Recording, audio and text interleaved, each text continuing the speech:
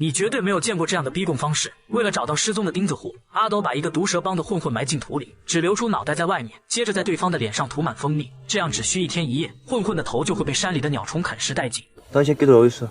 这招果然奏效，很快他们就问出钉子户消失的原因。原来毒蛇帮老大也想从拆迁中分一杯羹，他派人强行抢走了拆迁户的房契，并将5个户主藏了起来。看来不得不和毒蛇帮的人正面硬刚了。可就在这时，阿斗突然接到一个电话，对方以他的家人为要挟，让他就此收手。阿斗听后慌忙朝家里狂奔，好在这只是一次口头警告。为了保护家人的安全，阿斗让小弟在周围多派点人手。可还没等小弟打电话摇人，一群混混突然对他们展开了偷袭。等阿斗再次醒来时，自己和小弟已经被绑在了车里。听到对方要将他们活埋，阿斗开始拼命寻找逃生机会。他强忍着灼痛，让小弟用打火机烧断绑绳。趁混混们在车里开心聊天时，阿斗和小弟从后面发动突袭，双方立刻在狭小的车厢里展开厮杀。凭借强大的求生欲望，阿斗最终将混混们全部制服，成功逃出升天后，阿斗带人直接闯进毒蛇帮的老巢，没给对方任何反应机会。3个人在屋里一顿电炮飞脚，分分钟就解决了战斗。就这样，只用了不到1周时间，阿斗就搞定了所有拆迁户的地契。会长对他的表现赞不绝口。형님, 제 지분 챙겨주는 것도 잊으시면 안 됩니다. 그래 임마, 제일 먼저 챙겨줄게.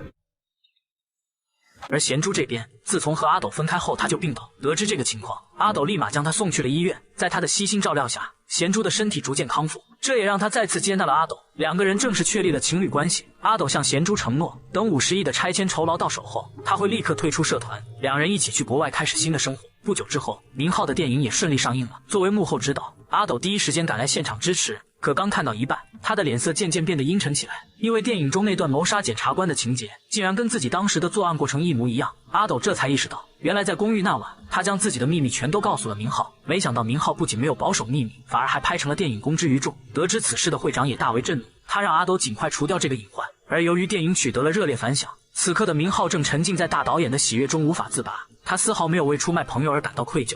너랑 한 약속도 있고 나 처음엔 진짜 많이 망설였어. 근데 그 정도는 그냥 만들어도 별 문제 없을 거라고 생각했어.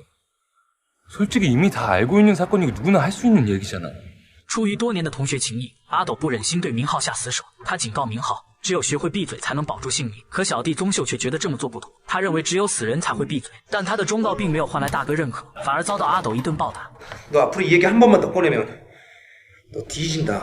可即便是这样，宗秀还是带人绑架了明浩，将他埋进土里，用实际行动狠狠地威胁了他一把。然而这件事却将明浩彻底激怒了。回去后，他立刻联系了一个刑警，将阿斗的罪行毫无保留地提供给了对方。另一边，毫不知情的阿斗向会长交差，说自己已经处理好了所有麻烦。会长听后并没有多说什么。由于动迁工作进展神速，会长的房地产项目也提前迎来认购大会，仅用了不到1个小时，所有预售房源全部销售一空。这个消息令阿斗十分激动，他迫不及待地去找贤珠庆祝。可就在2人刚见面时，一群便衣警察突然冲了上来。阿斗见状撒腿就跑，在众人的围追堵截下，最终阿斗还是成功逃离了现场。为了躲避警方的追捕，他不得不找个地方先躲了起来。得知是明浩报了警后，阿斗趁着雨夜偷偷找到会长，他向会长保证，这次他一定亲手除掉这个隐患，彻底了结此事。 대신 제 지분 좀 빨리 챙겨주십시오.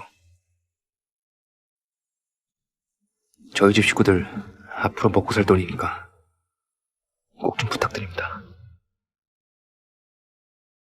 随后，阿斗找来宗秀，并诚恳地向他道歉，承认都是因为自己心慈手软，才给大家带来如此巨大的麻烦。他告诉宗秀，等会长兑现了酬劳，他会拿出一半分给小弟们，之后自己带着贤珠去国外跑路。安排好一切后，阿斗开始了复仇行动。他跟踪明浩走进一家舞厅，可就在他悄悄接近准备动手时，没想到却被明浩发现了。明浩见状，立马开始仓皇逃跑，幸好外面的小弟及时截住了他。